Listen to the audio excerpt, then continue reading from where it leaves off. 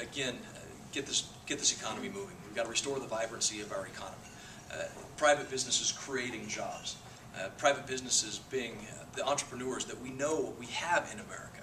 Again, creating manufacturing opportunities. We've seen an exodus of manufacturing over the past few decades from this country, and we've got to get them back. We've seen some new companies coming into this country, Vestas Wind Manufacturing and others, that are creating jobs, but we've got to do better. But you can't have a vibrant economy. You can't have a long-term sustainable economy unless you get the federal government under control from the spending side. $14 trillion. The level of debt that, the public debt that is approaching a massive percentage of our GDP. It's unsustainable, and it will break the country. And so while we can improve our economy, we also have to improve the federal government's practice. I think it was Governor Mitch Daniels who characterized the government as right now their policy of don't just stand there, spend something. And that's got to stop. We have to do a better job, and we have to balance the budget. I strongly support a balanced budget amendment so that we can make sure that Congress is balancing the budget. We've got to reduce spending. And we also have to make sure that things like the death tax go away. For those of you in farming and ranching, you know the penalty that the death tax poses for the next generation of business operators, your family, because we know that may make it cost prohibitive to take over the farm and ranch. And so the death tax has to stop as well. And again, looking at the economic policies of this nation, you can't look at them without saying, Congress, you need to stop spending. Has anybody heard of the PAYGO legislation? PAYGO legislation?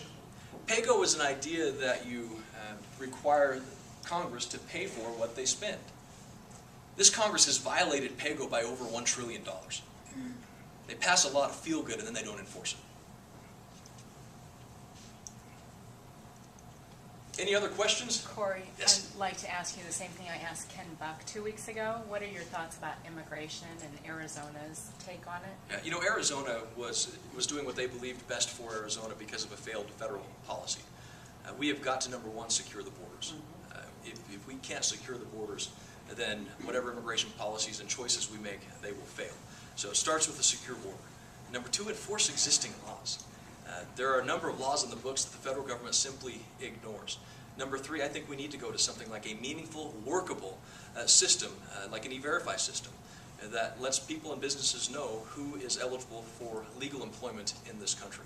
Those are a few steps that need to be taken, but it all starts with a secure border. Yes? Unfunded mandates. As Yep. a state legislator, you should have had to deal with that quite often from the federal government. Now that you're trying to move into the federal government, what are you going to do to make it easier for the states to deal with unfunded? Well, unfunded mandates are bad, and funded mandates are bad. And so let's be clear. Yeah. The state government needs to respect and observe local control. The federal government needs to observe and respect the 10th Amendment of the Constitution and know that the state is in charge, and states recognize those states' rights. It's a quiet group. What's it going to take to get this country and Washington, D.C. to develop more oil that's here instead of buying this oil from these foreign countries who turn that money around and use it against us? Yeah, the question, if anybody heard it, was how do we develop more oil, and I'll expand on that a little bit further. I am an all-of-the-above energy supporter.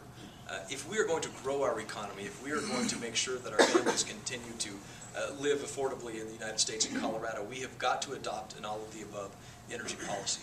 And that means that we take a look at exploring for new avenues of traditional resources like natural gas, like oil, like coal. We can do it in an environmentally responsible fashion.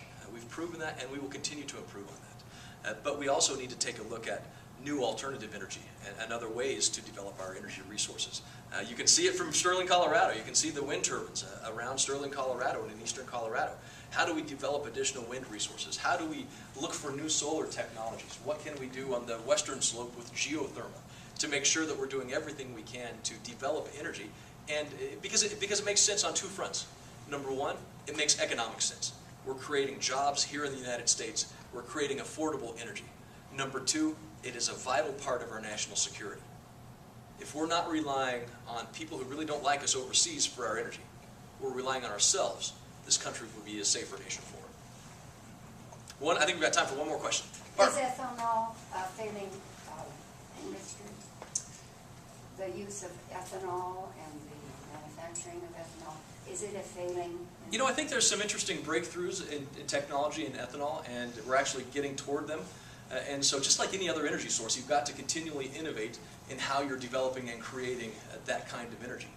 Whether you're looking at cellulosic ethanol, whether you're looking at new digesters and new enzymes to create the ethanol itself, there are a lot of ideas that some of these plants may be converted to the next generation of biofuel technology.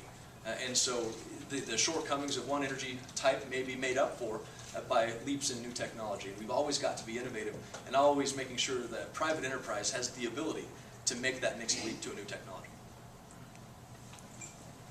So I think, yes, one more, this is it, yeah. I'm wondering, assuming the elections go a certain way in November, how realistic is it that some of this current health care bill could be overturned, all or parts of it?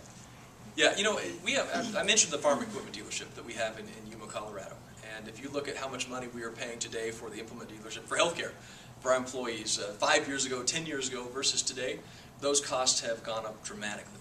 And so we have to do something to make sure that health insurance is affordable for Americans.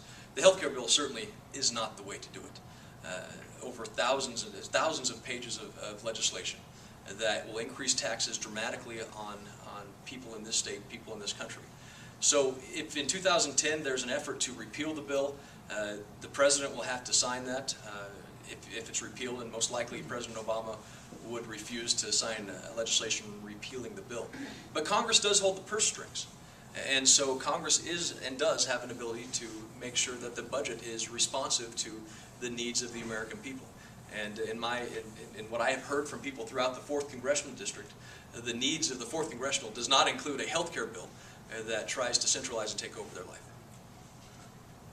So thank you very much. I want to thank you for allowing me to be here today, the opportunity to speak with you. And Stu Rothenberg, yesterday, one of the nation's most well-respected political analysts, a year ago announced that the 4th Congressional he believed was a lean Democrat seat. Yesterday just announced that the 4th Congressional District is now a Republican-favored district. We're going to win in November of 2010, and we're going to stand up for the people of this district and this country to represent the best interest of the Constitution, the best interest of this nation. We're going to get this country back on track. Thank you.